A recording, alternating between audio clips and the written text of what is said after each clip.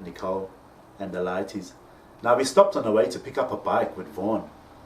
I think they were just bullying me because I always ride my bike because I didn't have my license and a car at the time. So I was always riding my bike.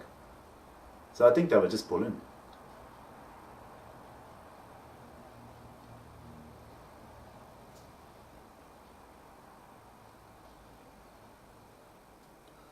Anyway, to Drakensberg, there wasn't much happening there. The horses weren't running, there was no activities. And that was all on purpose, because I was there. People didn't want to give me a good time or show me a good time. They were just creating drama in my life and nothing. Like a life of idleness. Ask them. I'm pretty sure they'll tell you it's true. They're just making a cunt of me. And they're at the Drakensberg place. I mean, I've got a walking stick and my case, and now I've got the room upstairs, I think. Yeah, so I've got to carry my case upstairs and walk upstairs with a sore hip and everything, you know what I'm saying?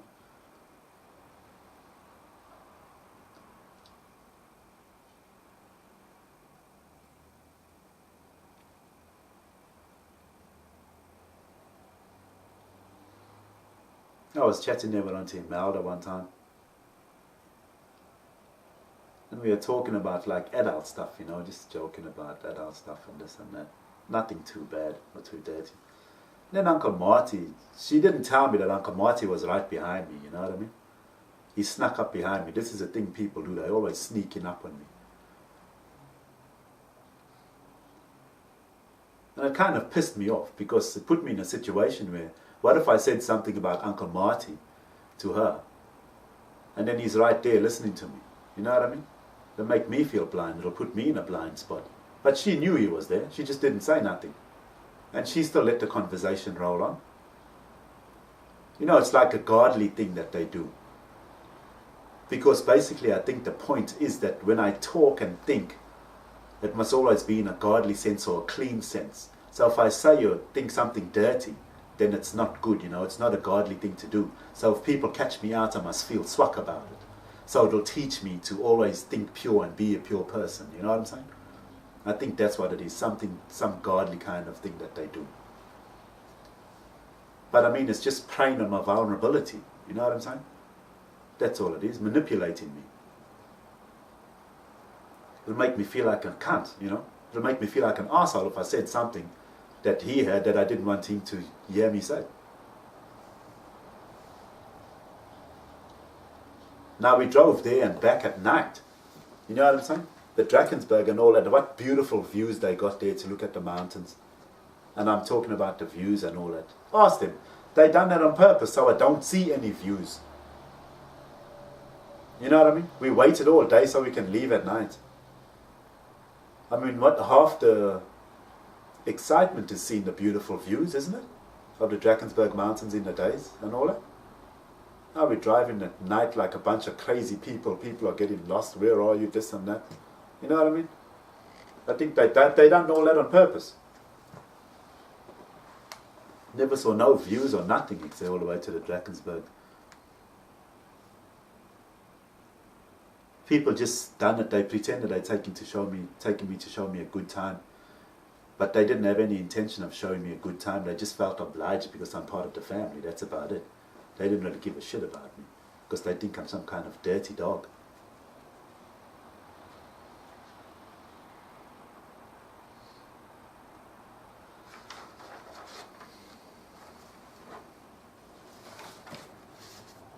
Fuck, I went to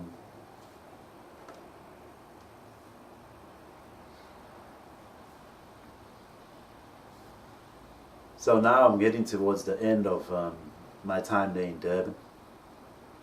No gold slit, no nothing. It's been a pretty swag time. Everybody's treating me like crap. Half the time I spent on my own. Walking up and down from Craig's house to Uncle Marty's. Girls, women were just ignoring me, treating me swag.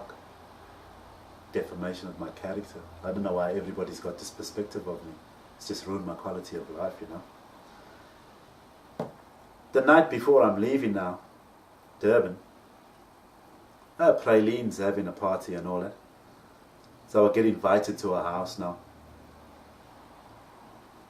I don't know why she fucking bothered inviting me. She only lives fucking up the road there by the bluff. 5 minutes, 10 minutes from Uncle Monty's house. That whole time I've been at Uncle Monty's, nothing to do, the whole 5 weeks or 6 weeks. She never fucking invited me over once. The night before I leave, they're having some kind of party for Waylene or whatever. All of a sudden she's inviting me over.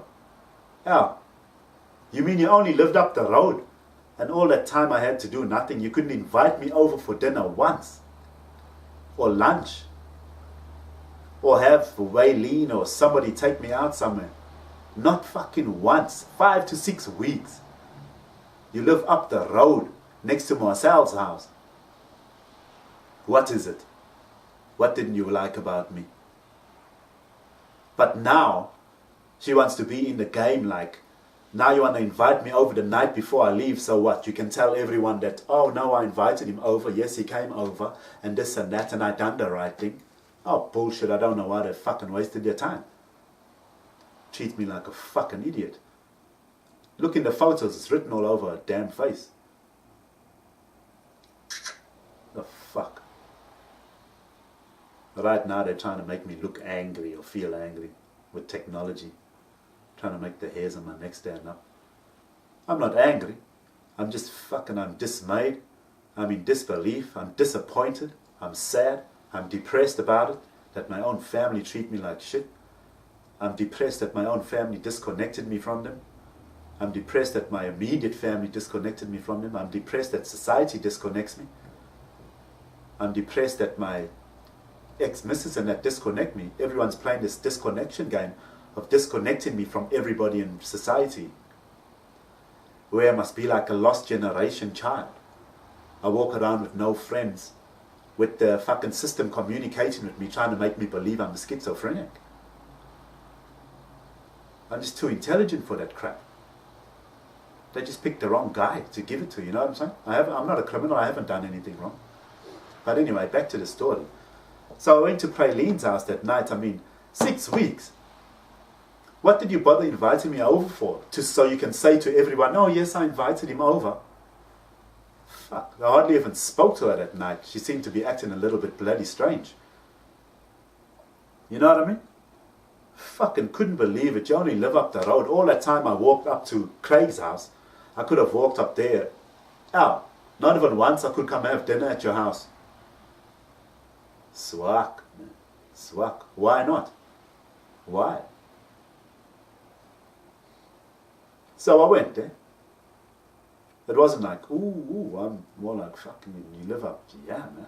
Yeah, I was just in disbelief. I was just couldn't believe it. Just couldn't believe it.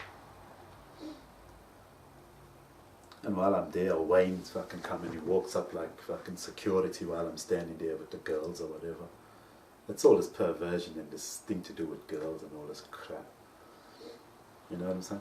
I was talking to Waylene there for ages.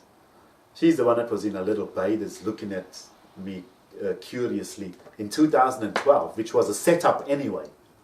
So they set me up the first time I went to South Africa, and now the second time I go there, they're all treating me like an asshole. Anyway.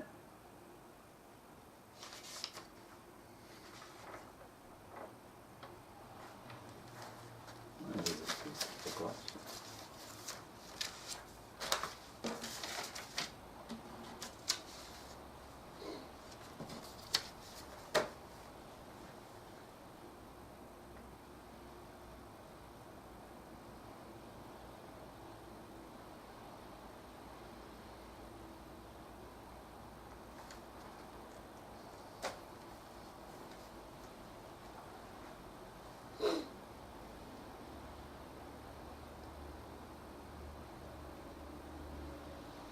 And we were having dinner there and cake and all that there.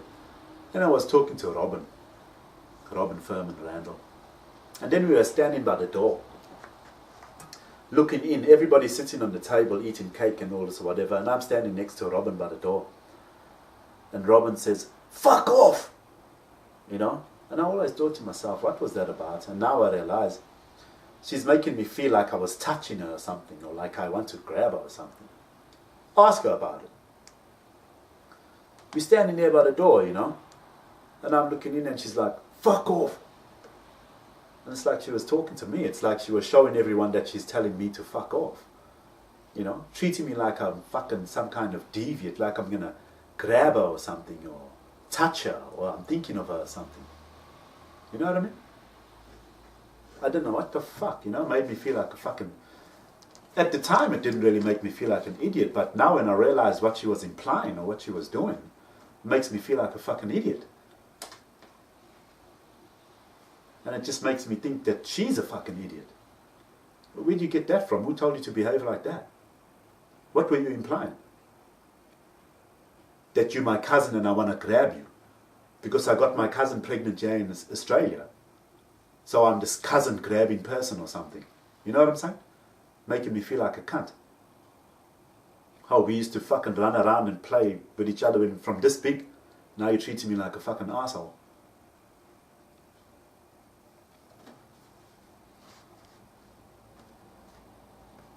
Anyway, that night, after I finally got invited to Praylenes' house, I got home, then Uncle Marty sends me a voice message now.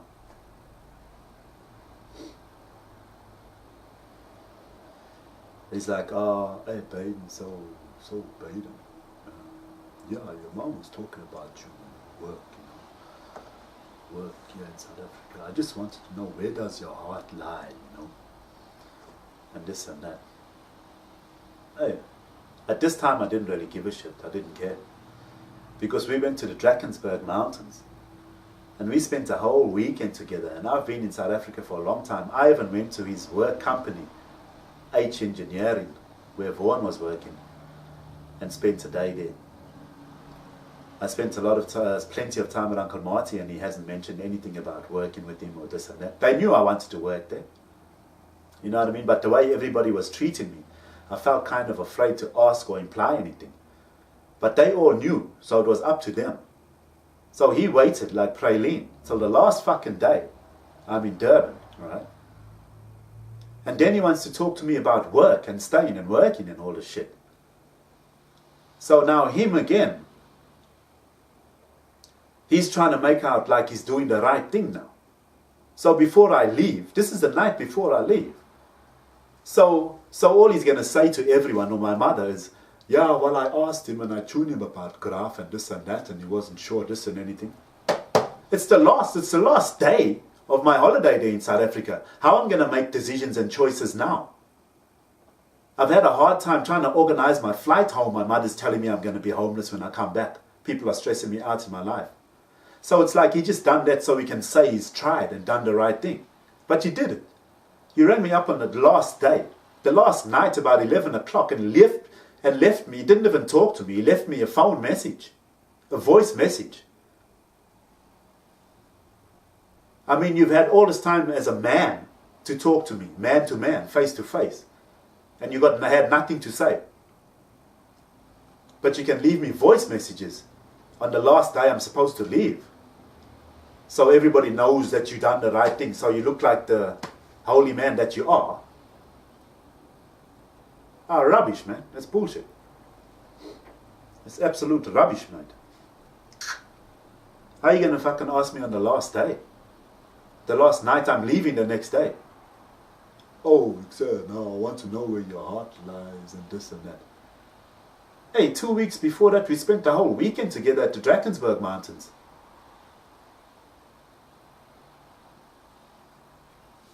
Where they made a cake of me anyway.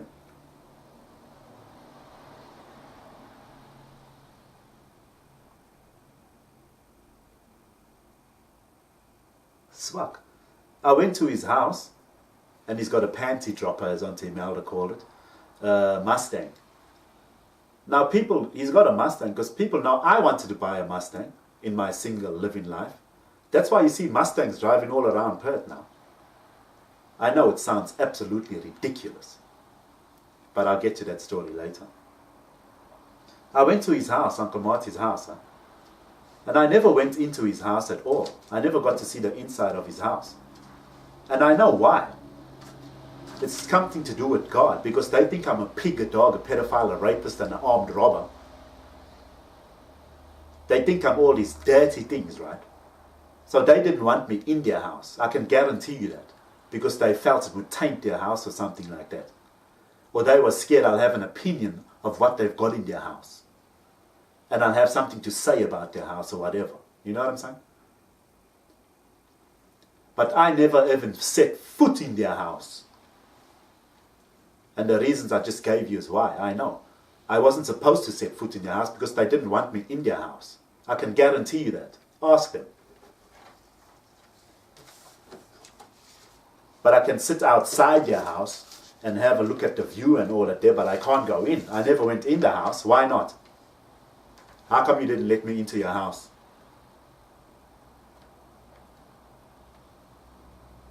Could you tell me why? Could you tell everybody else why?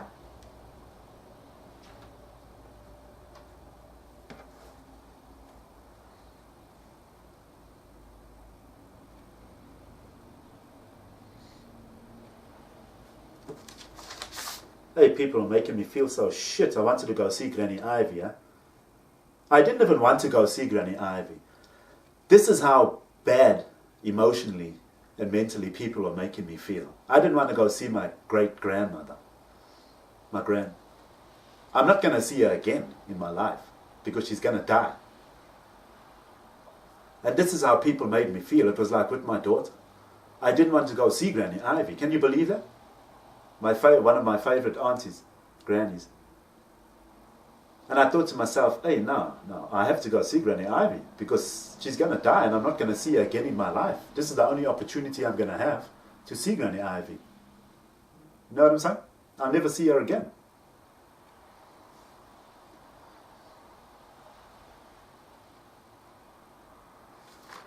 Bad, he said. Swak.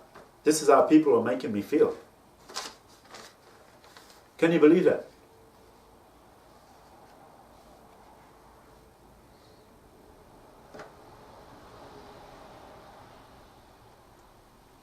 So I didn't know who to ask or what to do because people are treating me like an idiot. They were making me feel like I'm a burden on them. You know what I mean? If I want to do something, then it's like I'm asking people for favors. I'm only there for 5 weeks out of your whole life. You'll never see me again. It wouldn't be hard to pay me some attention. You know what I'm saying? I'll be here for 5 weeks and I'm gone out of your life forever. That's not long out of your life.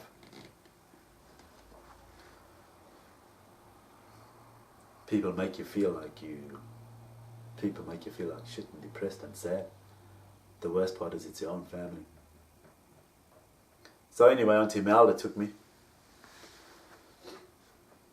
And I only went to Mangetta for one day, one night. I never even had dinner there by Auntie Anto's or Uncle Tony's. I don't even remember eating. Did I eat dinner? I can't even remember. I'm not even sure. It was all just a load of shit. In my heart, I was feeling disheartened. I was feeling depressed and sad. People are all treating me like an idiot, you know. People have got this perspective of me and they treated me in a certain way. Like I've done something wrong to them.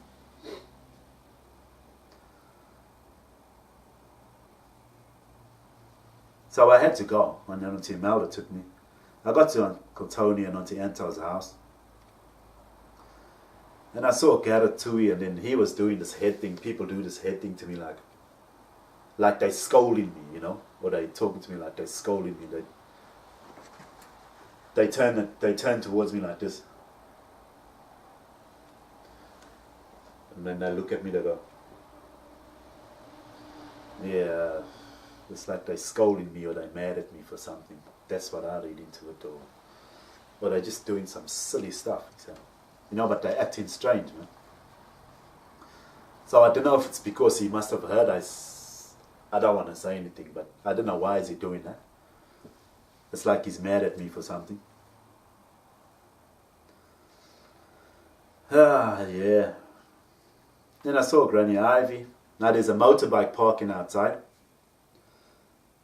Because the first time I went to South Africa, I was saying, hey, we didn't go for a motorbike ride. I thought we'd ride motorbikes on the farm and this and that.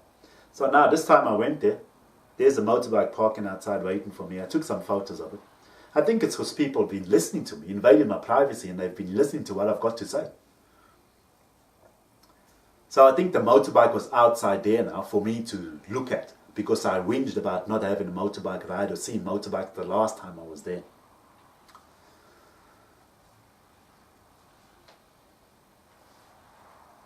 So I saw Tony. Now Tony's acting a little standoffish to me, like the boss, Tony's the big Alani there. But now his demeanor to me is a bit different, a bit more min, And anyway, he's talking about work and all this, because people knew I wanted to work in South Africa for a year or so and travel the country and see a bit of the country, because it's my home country. And Uncle Tony's got a business there, Uncle Marty's got a business. I thought, hey, my family, I should be fine if I wanted to work there for 6 months or a year or so, Just spend some time away out of Australia because of what's going on in my life and that thing. So if I check my family, then maybe they can help me out with a graph. No one had no intentions except, I'm a dog. They didn't want the dog there. They didn't want Baden Robert Allen there, mate, I'll tell you that. Uncle Tony's telling me about work, and how he's just laid off 300 people and all that there, and things are tough, this and that. It was all bullshit. When he said 300 people, he was just relating to me in Australia paying $300 for a bag of rock. That's all he was doing. 300. People were relating numbers which were related to drugs. Me dabbling in drugs here in Australia. He had to lay off 300 people and all. That's a lot of bloody people. I realized 300's got to do with how much I pay for a bag of rock here. $300. That's what it is.